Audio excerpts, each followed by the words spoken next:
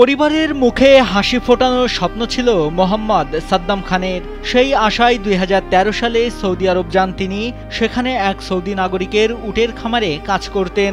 একদিন কফিলের মামাতো ভাই খামারে এসে মজা করতে গিয়ে তার গলায় পিস্তল ঠেকিয়ে বলে, গুলি করব। সাদ্দাম ভেবেছিলেন সেটি খেলনা পিস্তল, তাই মজা করে বলেছিলেন করো। মুহূর্তের মধ্যে গুলিটি তার গলায় বিদ্ধ হয়, লুটিয়ে পড়েন মরুভূমির বালিতে।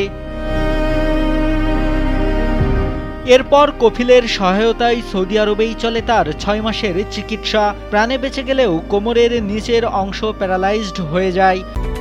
Japan Bangladesh joint venture company JBS holdings limited. দেশে ফিরে স্থায়ীভাবে পক্ষাঘাতগ্রস্ত হয়ে পড়েন তিনি।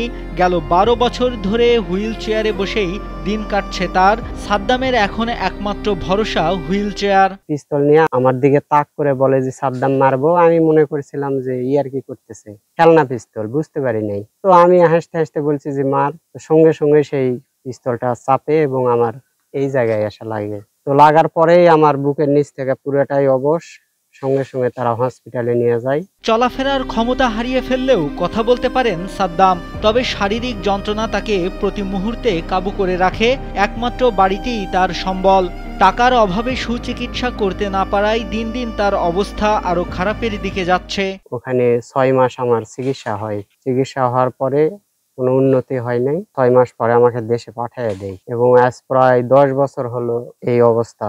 অনেক কষ্টে দিন কাটে। চলাফেরা সবকিছু বিছানায়, পেশাব পায়খানা সব বিছানায়। তো ওখান থেকে আমি কিছু টাকা পাইছিলাম। ওই টাকা দিয়ে দীর্ঘদিন যাবত চিকিৎসা এখন বর্তমানে নিশ্চয়ই বলা চলে। সাদ্দামের বাড়ি নওগাঁর মান্দা উপজেলার কাশুপাড়া ইউনিয়নের কুলিহার খাপাড়া গ্রামে। বাবা মোহাম্মদ সাত্তার খান একজন অসুস্থ ও অসচ্ছল মানুষ। পরিবারের ২ ছেলে ও ১ মেয়ে নিয়ে এখন তাদের দিন কাটে দুঃখ কষ্টে। আমি একজন অসহায় পিতা, দীর্ঘ ১০ বছর থেকে অসুস্থ। তার চিকিৎসার হেভি ঝামেলা। তার 2 সাইডে 2টা ঘাও আছে। তার ৬ বেলিয়ে গেছি। 2 মাস 1 মাস ভালো থাকে, থাকার পর আবার লিয়ে যাওয়া লাগে। খুব অসহায় আমি বেকার, আমার হলের সমস্যা। তা আপনাদের কাছে বিশেষ অনুরোধ করছি, আমার ছেলেকে যদি আপনারা কিছু সহযোগিতা করেন সরকারি, তাহলে আমার পক্ষে একটু খুব সম্ভব হয় ছেলেটার চিকিৎসার জন্য। প্রতিবেশীরা জানান সাদ্দাম ভদ্র ও পরিশ্রমী ছেলে ছিল, কিন্তু অনাকাঙ্ক্ষিত ঘটনাটি শুধু তার জীবন নয়, পুরো পরিবারটিকেই অন্ধকারে ছেয়ে ফেলেছে।